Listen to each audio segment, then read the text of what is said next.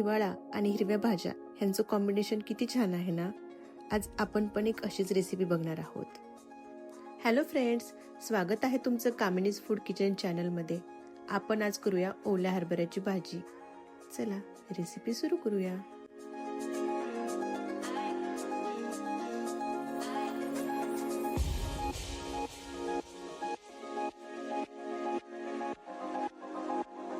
रेसिपीसाठी लागणार आहे ओली भाजी, मिरची, लसूण, जाडसर वाटलेला शेंगदाण्याचा कूट आणि फोडणीसाठी थोडे जिरे. हरभऱ्याची भाजी नीट करून घ्यायची आणि त्याचे सगळे पानं खुडून घ्यायचे. हिरवी मिरची आणि लसूण खलबत्त्यामध्ये बारीक करून घेऊया.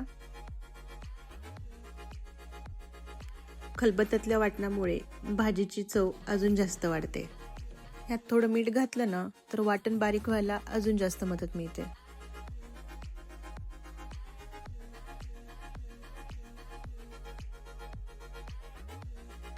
वाटण तयार आहे. गॅसवर कढई ठेवून घेऊया. फ्लेम बारीक करायची आणि कढईत तेल टाकायचं. तेल कमीच घ्यायचं. तेल गरम झालं की त्याच्यामध्ये जिरे टाकायचे. जिरे छान फुलून आले की फोडणी छान बसते. तेल व्यवस्थित गरम झाल्यामुळे जिरे बघा किती छान फुलून आलेत. आता याच्यामध्ये हिरव्या मिरचीचं वाटण टाकायचं आणि हे परतवून घ्यायचं. ही भाजी झणझणीतच छान लागते म्हणून हिरवी मिरचीचं प्रमाण जास्त घ्यायचं. तेलामध्ये व्यवस्थित परतवून घ्यायचं. भाजीत मी तेल थोडं कमीच टाकलंय कारण की ह्या भाजीला ऑलरेडीच एवढी छान चव असते ना, त्याच्यामुळे तेलाची जास्त गरज पडत नाही आणि कमी तेलातच ही भाजी जास्त छान होते. आता आपण भाजी टाकून घेऊन परत एकदा परतवून घेऊया. भाजी परतवताना गॅस कमीच ठेवायचा आणि सारखी भाजी हलवून घ्यायची. तेल कमी असल्यामुळे ती बुडायला लागण्याची शक्यता जास्त असते, त्याच्यामुळे सारखं हलवत राहायचं.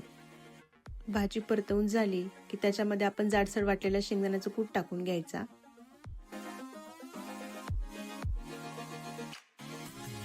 कूट टाकून झालं की त्याच्यामध्ये आपल्याला चवीनुसार मीठ ऍड करायचंय.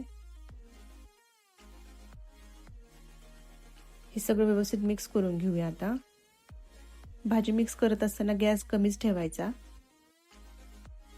हे एकसारखं परतवून घ्यायचं आणि हलक्या हाताने थोडा पाण्याचा शिपका मारायचा, त्यामुळे भाजी मऊ होते.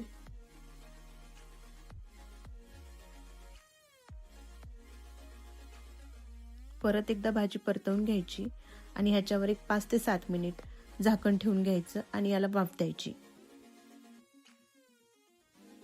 किती छान वाफ बसली आहे बघा आपल्या भाजीला. आता झाकण काढून घ्यायचं. थंडीच्या दिवसामध्ये अशी वाफळलेली भाजी आणि ज्वारीची भाकरी खायला खूप छान लागते. तुम्ही पण नक्की ट्राय करा. भाजी आता तयार झालेली आहे. आपण हिला सर्विंग प्लेटमध्ये काढून घेऊया.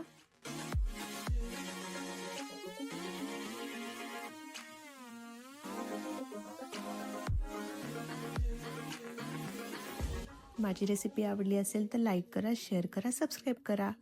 परत भेटूया एका अशाच नवीन डिश सोबत. तोपर्यंत बाय बाय.